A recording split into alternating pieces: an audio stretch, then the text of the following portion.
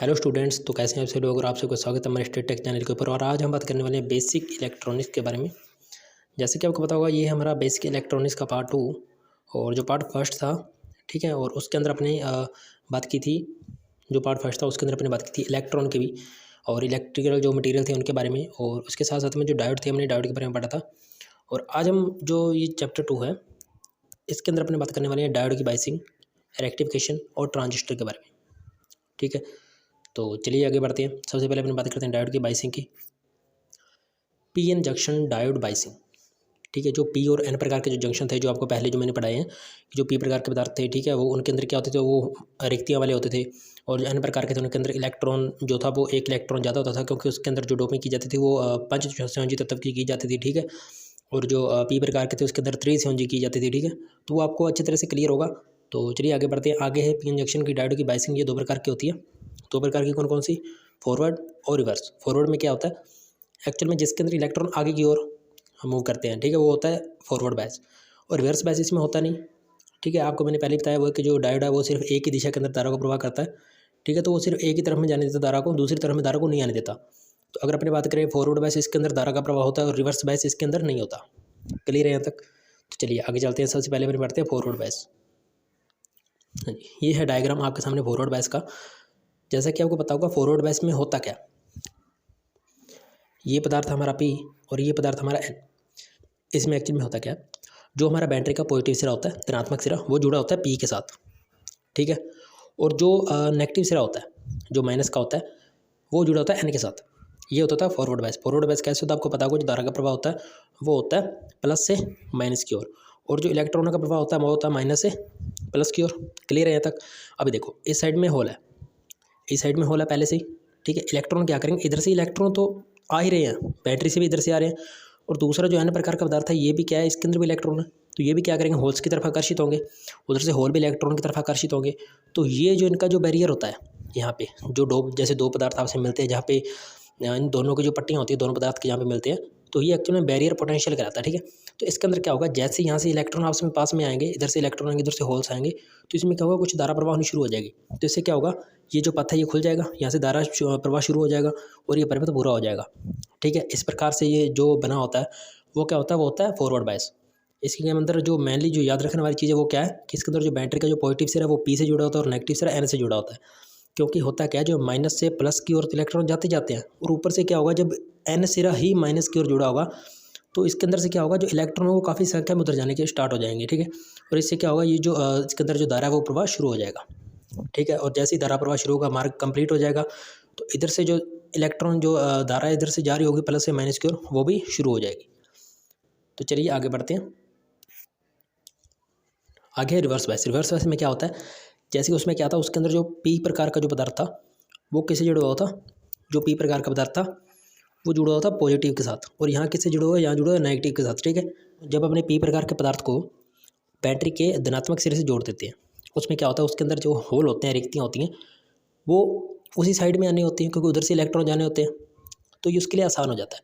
अभी अगर अपने क्या करेंगे, अगर अपने जिधर से इलेक्ट्रॉनों को जाना है, जिधर से अपने जो परिपथ की जो बैटरी के जो इलेक्ट्रॉन जा रहे हैं, जिधर से उन्होंने जाना है, अगर अपने उसके विपरीत इलेक्ट्रॉनों का प्रवाह शुरू कर देंगे, तो उसमें क्या होगा, वो आपस में इसका विरोध करना शुरू कर देंगे, ठीक है। तो वो क्या करेंगे, वो यहाँ पर आकर के इकट्ठे होने शुरू हो जाएंगे।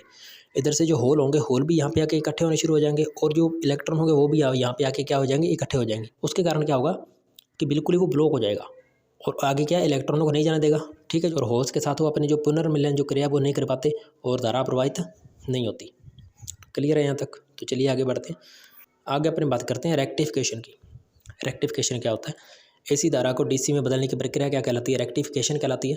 और इसके लिए रेक्टिफायर का प्रयोग किया जाता है, ठीक है, जिसमें डायोड मुख्य रूप से उपयोग किए जाते हैं। अगर अपने बात करें रेक्टिफिकेशन की, रेक्टिफिकेशन क्या होता है कि एसी को डीसी में बदलना ही रेक्टिफिकेशन है। और इसको बदलने की जो क्रिया है वो कौन करते हैं, वो करते हैं डायोड। फिर वो चाहे 1 हो, फिर वो चाहे 2 हो, फिर वो चाहे 3 हो, चाहे 4 हो। एक्चुअल में होता क्या है, इससे जो धारा जो अपने को प्राप्त होती है वो बिल्कुल शुद्ध डीसी नहीं होती, ठीक है। अभी देखो, जैसे कि यहाँ पे क्या है, जैसे एसी लगी हुई है, ठीक है, यहाँ पे जैसे आपको पता होगा एसी सप्लाई दी हुई है, ठीक है। उसके बाद में स्टेप डाउन और स्टेप अप ट्रांसफार्मर लगा हुआ है, यहाँ से जैसे ही अपने को धारा चाहिए तो यहाँ पे जो अपने को प्राप्त होगी वो कौन सी होगी, AC होगी। उसके बाद में जैसे AC टू DC कन्वर्टर, यहाँ पे क्या लगा हुआ है, रेक्टिफायर लगे हुए हैं रेक्टिफिकेशन के लिए। और उसके बाद में क्या होगा, अपने को जो आगे धारा प्रवाहित होगी वो कौन सी होगी, वो होगी DC। लेकिन वो क्या होगा, वो शुद्ध DC नहीं होगी। फिर उसके बाद में फिल्टर परिपथ लगेंगे, ठीक है। उसके बाद में अपने को एक जो DC चाहिए, वो जो जैसे अपने को अगर नियतमान की चाहिए या फिर जैसी भी चाहिए, तो वो अपने को उसके आगे जो परिपथ है उनको यूज करके आगे अपने को लेनी पड़ेगी, ठीक है। जैसे उसके आगे क्या है, रेडियो, स्टीरियो, TV, ETC लगा हुआ है। तो उससे क्या है, जैसे कि अगर अपने बात करें लोड की, तो लोड के लिए जो अपने को DC चाहिए, ये कन्वर्ट तो कर देगा। लेकिन इसके अंदर क्या होगा, जैसे इसने लिखा हुआ है कन्वर्टर में क्या है, इसके अंदर सारे ही जो परिपथ हैं वो पहले से लगे हुए हैं। जैसे कि फिल्टर है या फिर उसको जो एडजस्ट करने के लिए जो कंट्रोलर लगे हुए हैं वो उसके अंदर पहले से ही हैं, ठीक है। तो होता क्या है, AC है, AC के बाद में रेक्टिफायर है, उसको रेक्टिफायर की वजह से क्या किया जाता है, रेक्टिफिकेशन किया जाता है उसका, ठीक है। AC को DC में बदला जाता है। उसके बाद में अपने को जितनी चाहिए उसके हिसाब से उसको निर्धारित मान पर सेट किया जाता है। फिर उसके बाद में उसको फिल्टर किया जाता है, फिर अपने उपयोग के अंदर ली जाती है। ओके, क्लियर है यहाँ तक। रेक्टिफिकेशन की अगर अपनी बात करें तो ये 2 प्रकार के होते हैं। कौन कौन से, पहला है हाफ वेव रेक्टिफायर, जिसके अंदर जो धारा होती है, जैसे कि अगर अपन बात करें यहाँ पे वेव की, तो वो कुछ ऐसे बनती है। अगर प्लस की बन गई, फिर माइनस की खाली, फिर प्लस की बन गई, फिर माइनस की खाली, फिर प्लस की बन गई, ठीक है। और जो फुल वेव होता है, फुल वेव में क्या होता है, फुल वेव के अंदर ऐसे लगातार बनती जाती है, ठीक है। तो चलिए आगे बढ़ते हैं। आगे अपने पढ़ते हैं सबसे पहले हाफ वेव रेक्टिफायर। अगर अपने बात करें हाफ वेव रेक्टिफायर की, ठीक है, तो केवल इसमें एक डायोड प्रयोग किया जाता है, ठीक है। और इससे जो DC धारा प्राप्त होती है अपने को, वो कौन सी होती है, पल्सेटिंग। पल्सेटिंग कौन सी होती है, ये बिल्कुल शुद्ध नहीं होती, ठीक है, ठीक है। और फॉरवर्ड बैच होने पर ये धारा को आगे बढ़ने देता है, और रिवर्स बैच पे क्या करते हैं, धारा को बढ़ने नहीं देता, और आउटपुट में DC धारा प्राप्त हो जाती है। मतलब समझे बात को। जैसे ही अगर अपने डायोड की बात करें, चलो आगे इसके बाद मैं आपको डायग्राम दिखाता हूँ, अच्छे समझ में आ जाएगा। हाँ, ये देखो, ये है फॉरवर्ड बैच और रिवर्स बैच। होता क्या, जैसे ही यहाँ पे अपना ट्रांसफार्मर लगा था, जो अपने को क्या दे रहा था, AC धारा, ठीक है, कंप्लीट है यहाँ तक। AC धारा दे रहा था अपने को। अपने ऊपर क्या करती है, ऊपर एक सिंगल डायोड यूज किया आपने, ठीक है। जैसे इसकी ध्रुवता ऊपर प्लस हुई, आपको पता होगा AC का मान प्लस माइनस होता रहता है, बदलता रहता है, ठीक है। जैसे ऊपर प्लस होगी तो ये क्या कर देगा, ये धारा को आगे जाने देगा। मैं यहाँ पे जैसे वेव बना रहा हूँ इसके साथ साथ में, देखो, जैसे ये प्लस होगा ये धारा को आगे जाने देगा, और जैसे ही ऊपर क्या होगा, माइनस होगा, तो ये किस बैच में हो जाएगा, रिवर्स बैच में हो जाएगा। जैसे ये आगे दिखाया हुआ है, जैसे ही ऊपर माइनस होगा ये रिवर्स बैच में हो जाएगा, और ये एक खुले परिपथ की भांति कार्य करेगा, ठीक है। खुले परिपथ की भांति कार्य करेगा तो ये वेव को नहीं बनने देगा, ठीक है, उसको सीधा रख देगा। और उसके बाद में जैसे ही फिर से ऊपर ध्रुवता प्लस की होगी, ये वाला होगा, ये फिर से वेव को बना देगा, ठीक है। क्लियर है यहाँ तक, ठीक है। जैसे ही प्लस होगा ये वेव को बनाएगा, और जैसे ही रिवर्स बैच में होगा ये धारा को नहीं जाने देगा, उसको बिल्कुल जीरो पे चला देगा। उसको फिर से जैसे ये प्लस होगा ये फिर से वेव को बना देगा, ठीक है। और इससे जो अपने को धारा प्राप्त होगी, जो इसके बाद में जो आउटपुट में जो अपने को धारा प्राप्त होगी, वो कैसी होगी, वो होगी हाफ वेव। क्लियर है यहाँ तक। हाफ वेव कैसी होगी, अगर अपने बात करें यहाँ पे मैं इसको बनाऊँ तो हाफ वेव ऐसी होगी, पहले प्लस का बनेगा, फिर माइनस का खाली, फिर प्लस का बनेगा, माइनस का खाली, फिर प्लस का बनेगा, फिर माइनस का खाली, ऐसे ऐसे चलता रहेगा। क्लियर है यहाँ तक। चलिए, तो नंबर 2 अपने बात करते हैं। नंबर 2 पे फुल वेव रेक्टिफायर। और जो फुल वेव रेक्टिफायर है ये 2 प्रकार के होते हैं। कौन कौन से, सेंटर टेप और ब्रिज रेक्टिफायर। जो सेंटर टेप है इसके अंदर जो डायोड यूज किए जाते हैं वो 2 यूज किए जाते हैं, और ब्रिज रेक्टिफायर में 4, ठीक है। जो टेप सेंटर रेक्टिफायर के अंदर डायोड यूज किए जाते हैं वो किए जाते हैं 2, और जो ब्रिज रेक्टिफायर के अंदर जो यूज किए जाते हैं वो किए जाते हैं 4। क्लियर है यहाँ तक। तो चलिए अब अपने बात करें सेंटर टेप रेक्टिफायर की। इसके अंदर 2 डायोड यूज किए जाते हैं और एक मेन ट्रांसफार्मर होता है, ठीक है। अगर अपने बात करें इसकी जो द्वितीय वाइंडिंग होती है ट्रांसफार्मर की, उसके अंदर से टेपिंग निकाली जाती है, यानी कि एक संयोजक सिरा, जिसे टेप जो ऊपर सेंटर टेप है ना, इसका जो नाम है जैसे सेंटर टेप रेक्टिफायर, तो वो इसी के कारण है कि जो इसका जो ट्रांसफार्मर की जो सेकेंडरी वाइंडिंग होती है उसके बीच में से एक टेपिंग निकाली होती है, ठीक है। और उसे क्या बोलते हैं, संयोजक सिरा बोलते हैं। और उसे ग्राउंड क्या होता है, ग्राउंड मतलब उसे न्यूट्रल मान लिया जाता है, ठीक है। और इसी ट्रांसफार्मर को सेंटर टेप ट्रांसफार्मर कहते हैं। क्लियर है, ठीक है। तो ये जो ट्रांसफार्मर होता है ये क्या कहलाता है, सेंटर टेप ट्रांसफार्मर कहलाता है, ठीक है। इसके अंदर 2 डायोड यूज किए जाते हैं, और जो बीच वाली जो इसका संयोजक सिरा लिया जाता है, जो टेप ली जाती है उसकी क्या बोल देते हैं, जो टेपिंग ली जाती है उसको न्यूट्रल सिरा बोल देते हैं, ठीक है। तो चलिए आगे डायग्राम है, आपको अच्छे समझ में आ जाएगा। तो मतलब इसके अंदर जो D1 एक लगा होता है, और एक ये यहाँ पे जो डायोड D2 लगा हुआ है, ठीक है। और ये हो इसका मेन ट्रांसफार्मर, और इसके बीच में से टेपिंग निकाली हुई है, इसने इसको क्या मान लिया, CT मान लिया, ठीक है। और इसको क्या किया होता है, ग्राउंड मतलब अर्थ किया होता है, या न्यूट्रल मान लो, न्यूट्रल किया होता है। ठीक है। तो होता क्या है, चाहे तो आप इसको ऐसे बना लो, चाहे आप इसको ऐसे बना सकते हो। ठीक है। अब इसमें भी वो सेम ही चीज़ हुई है। सेम कैसे हुई है, ये वाला जो सिरा है ये आ गया। ठीक है। और ये वाला सिरा तो आपकी टेप में है ही। ठीक है, क्लियर है यहाँ तक। तो चलिए समझते हैं ये कैसे काम करता है। अभी देखो, जैसे ही इसका ये जो सिरा है ये पॉजिटिव होगा, ठीक है, और आपको पता है जो डायोड होता है वो सिर्फ एक ही दिशा के अंदर धारा को प्रोवाइड करता है, तो ये सिरा नेगेटिव होगा क्योंकि ये तो बीच में टेप है, इसको ग्राउंड किया हुआ है। ठीक है। जैसे ही ये ऊपर का पॉजिटिव होगा ये D1 डायोड काम करेगा। जैसे ही डायोड D1 काम करेगा ये अपनी एक वेव बना लेगा। ठीक है। और जैसे ही ये सिरा ऊपर वाला माइनस होगा तो नीचे वाला प्लस हो जाएगा, पॉजिटिव हो जाएगा। तब कौन सा काम करेगा, जैसे ये नीचे वाला पॉजिटिव होगा तो अपना D2 डायोड काम करेगा। ये इधर से धारा को जाने देगा और इधर से वापस निकाल देगा। और जो अपनी जो यहाँ पे जो माइनस की जो वेव बनी थी वो भी अपनी क्या बन जाएगी, पॉजिटिव की वेव बन जाएगी। क्योंकि माइनस क्या होगा, माइनस ऊपर वाला होगा जो ऊपर टेप अपनी निकाली थी। ठीक है। ऐसे ही रेगुलर ही चलता रहेगा। जैसे ऊपर वाला प्लस होगा तो D1 काम कर देगा, जैसे ही नीचे वाला प्लस होगा तो D2 काम कर देगा। ठीक है। और ऐसे चलते चलते जो अपने को एंड में जो अपने को वेव प्राप्त होगी, जैसे ये देख सकते हो आप, जैसे A और CT जो D1 और जो टेपिंग के बीच की जो वेव थी, ठीक है, तो अगर अपने उसकी बात करें तो उसके अंदर जैसे ये वाली वेव बन गई पहले वाली, और जैसे ही CT और नीचे B वाला जो D2 डायोड था जैसे ही वो यूज हुआ तो ये वाली बन गई सेकंड वाली। समझ गए, ये है D1 की, ठीक है, और ये है D2 की, ये फिर से D1 की और ये फिर से D2 की। ऐसे ऐसे चलता रहेगा। ठीक है। D1 D2 D1 D2, जैसे ऊपर का प्लस होगा तो D1 उसको जैसे यहाँ से धारा को निकाल देगा। ठीक है। तो ऊपर जैसे फर्स्ट वेव बन गई, जैसे नेगेटिव होगा तो ये नीचे वाला D2 है ये उसको धारा को यहाँ से निकाल देगा। ठीक है। तो उससे क्या होगा, जो D2 की वेव है वो बन जाएगी। ठीक है। और ऐसे क्या होगा, जो अपने को जो एंड में जो वेव प्राप्त होगी वो बिल्कुल ऐसी वेव प्राप्त होगी, यानी कि फुल वेव प्राप्त होगी। ठीक है, क्लियर है यहाँ तक।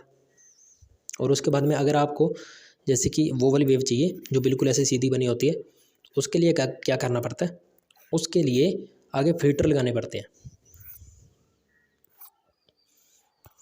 अगर अपनी बात करें कि जो इस प्रकार की जो अगर आपको वेव चाहिए तो उसके लिए अगर क्या करना पड़ता है, उसके लिए आगे फिल्टर लगाने पड़ते हैं। ठीक है। तो क्लियर है यहाँ तक। तो चलिए आगे बढ़ते हैं। आगे अपन बात करते हैं ब्रिज रेक्टिफायर यानी सेतु रेक्टिफायर की। ठीक है। सेतु रेक्टिफायर में क्या होता है, 4 डायोड यूज किए जाते हैं, इसमें ट्रांसफार्मर का उपयोग नहीं किया जाता। ठीक है।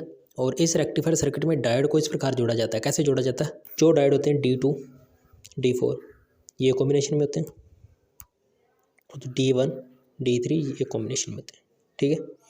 जुड़े कैसे होते हैं, आपको पता होगा जो डायोड का जो सिंबल होता है, ठीक है, अगर अपने इसी सिंबल के ऊपर मैं आपको बताऊं तो इसका जो ये सिरा होता है ये होता है पॉजिटिव, इस डायोड का जो ये वाला सिरा होता है ये होता है पॉजिटिव, और ये होता है नेगेटिव।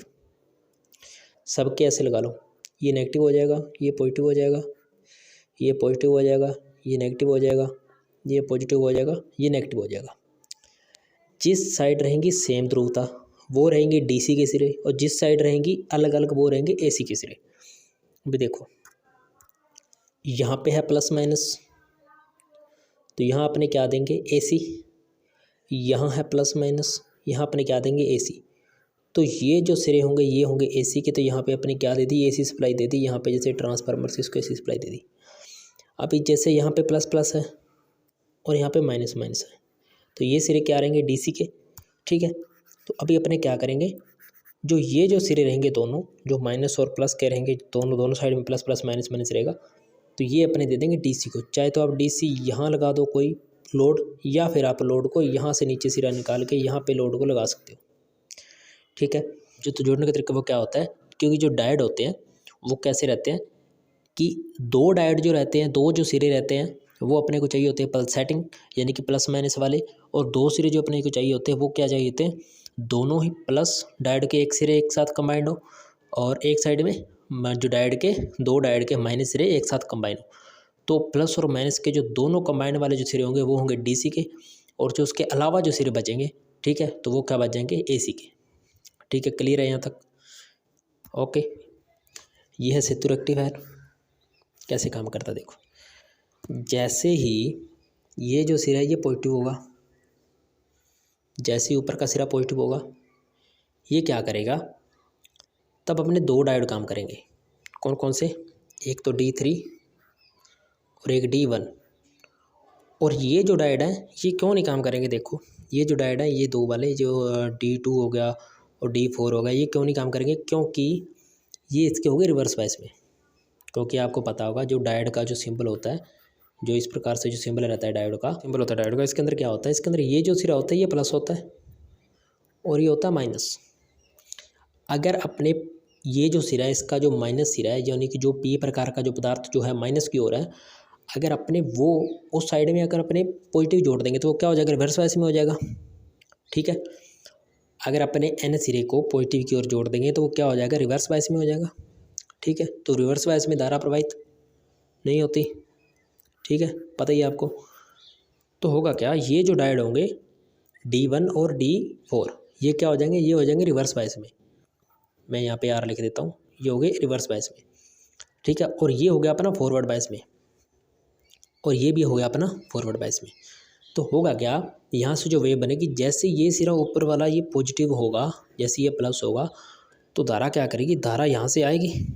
ठीक है, D1 से प्रवेश करेगी और इधर से इस सर्किट में से होती हुई वापस यहाँ तक अपना सर्किट कंप्लीट कर लेगी।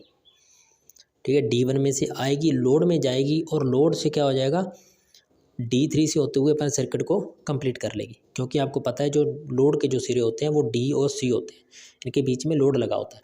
और धारा जो होती है वो कब कोई चीज़ परिचालित होती है, जब उसके अंदर से सर्किट कंप्लीट होता है। अगर अपने बात करें उदाहरण के लिए मैं आपको बता दूं, जैसे कि सपोज करो आपने यहाँ पर एक बल्ब लगाया हुआ है,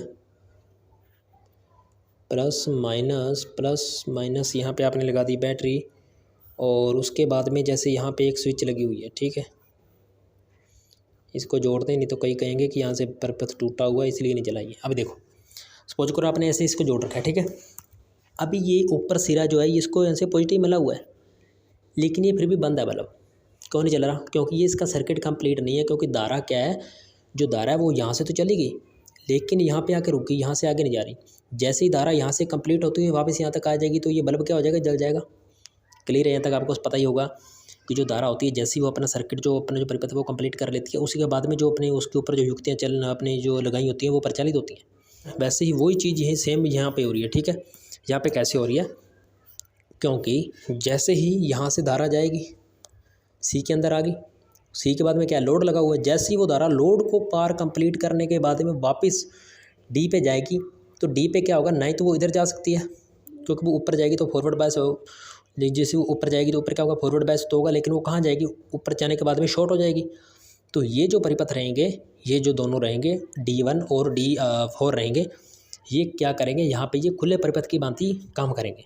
जैसे ये खुले परिपथ की भांति काम करेंगे तो क्या होगा कि ऊपर तो धारा जाएगी नहीं क्योंकि वो तो परिपथ बंद है और नीचे वाला भी बंद है, तो वो क्या करेगी, धारा क्या करेगी, D3 से होती हुई वापस सर्किट तक कंप्लीट हो जाएगी। तो अपने को क्या मिल जाएगा, अपने को यहाँ पे पॉजिटिव की वेव मिल जाएगी, जो किससे बनी होगी, जो बनी होगी D1 और D3 से। क्लियर है यहाँ तक। अब अपनी बात करते हैं, जब तो था ऊपर वाला सिरा पॉजिटिव, ठीक है, तब क्या हो रहा था, तब हो रहा था अपना ये जो दो डायोड थे ये काम कर रहे थे। ठीक है, कौन कौन से D1 और D3 काम कर रहे थे।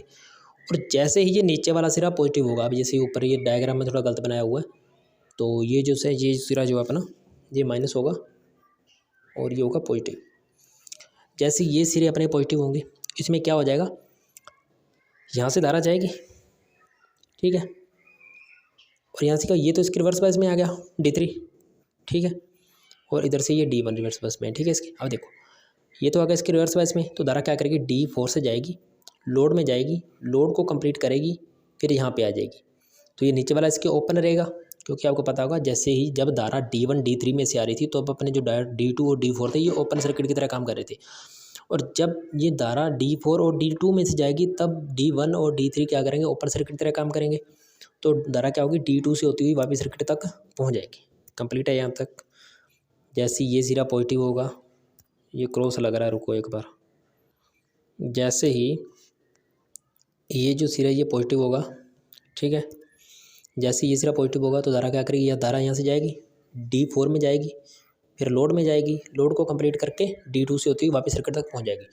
तब अपने को क्या करें, क्या होगा, जो माइनस की जो वेव होगी वो अपने को यहाँ पे प्राप्त हो जाएगी, ठीक है, जो माइनस की जो वेव होगी वो अपने को यहाँ पे प्राप्त होगी। और ये वेव कौन सी होगी, ये होगी D4 D2, ठीक है। तो ऐसी वेव बनती जाएगी, पहले बनेगी जैसे अगर जैसे ही ऊपर वाला प्लस होगा तो D1 D3 वेव बना देंगे, और जैसे ही नीचे वाला प्लस होगा तो D4 D2 वेव बना देंगे। ठीक है, आगे देखो अच्छी तरह से समझ में आ जाएगा। अब देखो जैसे D1 D3 वेव बना देंगे अपनी पॉजिटिव वाली, ठीक है, जैसे इन्होंने ये अपनी वेव बना दी। जब ऊपर वाला सिरा पॉजिटिव था तब D1 D3 काम कर रहे थे, जैसे ही ऊपर वाला सिरा माइनस होगा, नेगेटिव होगा, तो वो क्या हो जाएंगे, वो रिवर्स वाइज में हो जाएंगे, और नीचे वाला सिरा क्या हो जाएगा, पॉजिटिव हो जाएगा। जैसे नीचे वाला सिरा पॉजिटिव होगा तब D2 और D4 जो है वो क्या हो जाएंगे, फॉरवर्ड वाइज में हो जाएंगे, तो उनके अंदर से क्या हो जाएगी, धारा प्रवाहित होनी शुरू हो जाएगी। जैसे ही D2 और D4 में से धारा प्रवाहित होगी तो वो भी क्या कर देंगे, अपने को एक पॉजिटिव में वेव दे देंगे, क्योंकि माइनस वेव में जाने नहीं देंगे, तो उसको क्या कर देंगे, पॉजिटिव में चला देंगे।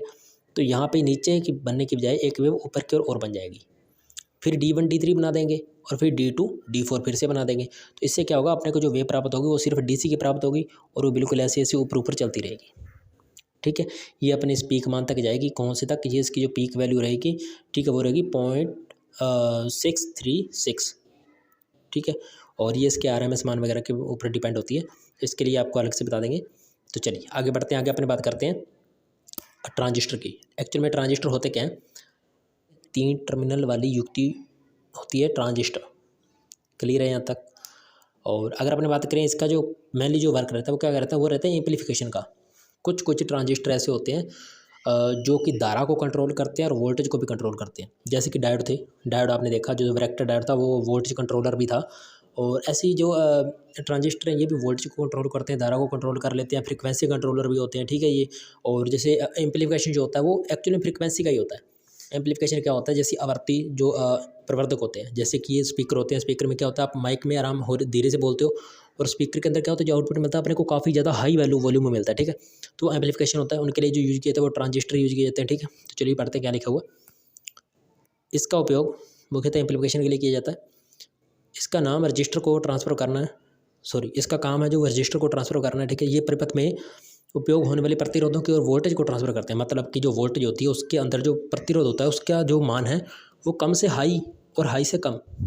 ठीक है, मतलब धारा के मार्ग में जैसे जो प्रतिरोध होते हैं तो उनकी वैल्यू बढ़ाते में घटाते में, बढ़ाते घटाते क्यों है, जैसे आपने देखा होगा कि जो आप रेगुलेटर होता है जैसे पंखे का, तो वो क्या काम करता है, जैसे कि आपने देखा होगा, जैसे अगर आपको कम स्पीड पे जैसे पंखे को चलाना है तो आप उसको कम पे कर देते हो, 1 या 2 पे कर देते हो, तो वो अपने को धीरे धीरे हवा देता है। जैसे ही आप उसको हाई कर देते हो, 5-6 पे कर देते हो, वो काफ़ी ज़्यादा हवा देने लग जाता है, मतलब वो काफ़ी ज़्यादा स्पीड में घूमने लग जाता है। तो वो क्या होता है, वो उसके अंदर से जो प्रतिरोध होते हैं उसको ट्रांसफ़र कर रहे होते हैं। जैसे कि अगर आपने उसको बोलो जैसे कम स्पीड के ऊपर चलाएं तो उसके अंदर जो रजिस्टर जो होता है, प्रतिरोध होता है, उसको काफ़ी ज़्यादा बढ़ा देते हैं, जिससे क्या होता है, धारा उसके अंदर से थोड़ी बहुत जाती है, तो अपने को थोड़ी बहुत हवा देता है, वो थोड़ी बहुत स्पीड में चलता है, क्योंकि उसको पूर्ण धारा नहीं, पूरी जो धारा है वो कंप्लीट नहीं मिल पाती। ठीक है, और अगर आपने जैसे उसकी स्पीड को बढ़ा देते हैं तो क्या हो जाता है, जो प्रतिरोध है उसका मान जो है वो बहुत ज़्यादा कम हो जाता है, और धारा जो है कंप्लीटली आगे पंखे के अंदर जानी शुरू हो जाती है। ठीक है, और पंखा जो है काफ़ी ज़्यादा स्पीड में चलता रहता है।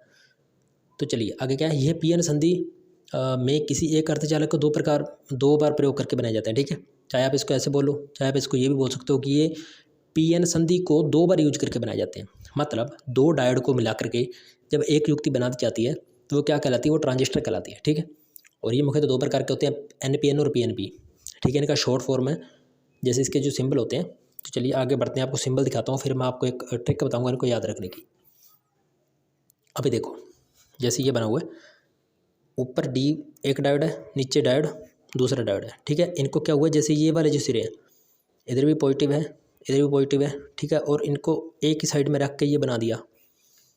ठीक है, जैसे यहाँ पे देखो आप, जैसे इसमें क्या हुआ, ऊपर N पदार्थ था, नीचे P पदार्थ था। अब नीचे इसने ऊपर P रख दिया, नीचे N रख दिया, तो क्या होगा, जो P और P हो गए, ये दोनों आपस में जब इनको अपने मिलाएंगे तो ये जब 2 एक जैसे पदार्थ हो तो मिलके एक ही बन जाएंगे। ठीक है, तो यहाँ S, इससे जो ट्रांजिस्टर अपने को प्राप्त होगा वो कौन सा होगा, वो होगा NPN। अगर अपने ऊपर P नीचे N रखते, ठीक है, अगर अपने ऊपर P नीचे N रखते और यहाँ पे नीचे N और नीचे P रखते तो ये कौन सा बन जाता, PNP। ठीक है, तो ये कौन सा बन जाता, PNP। अभी देखो इसकी शॉर्ट फॉर्म मैं आपको बताता हूँ, जैसे इसको याद रखने की। आपको पता होगा ट्रांजिस्टर का सिंबल ये होता है। ठीक है, ये सिंबल होता है। अब इसके अंदर से आपको क्या पता चलेगा, ये किसका है, PNP का है या NPN का। ठीक है, तो इसके याद रखने की एक फॉर्म है।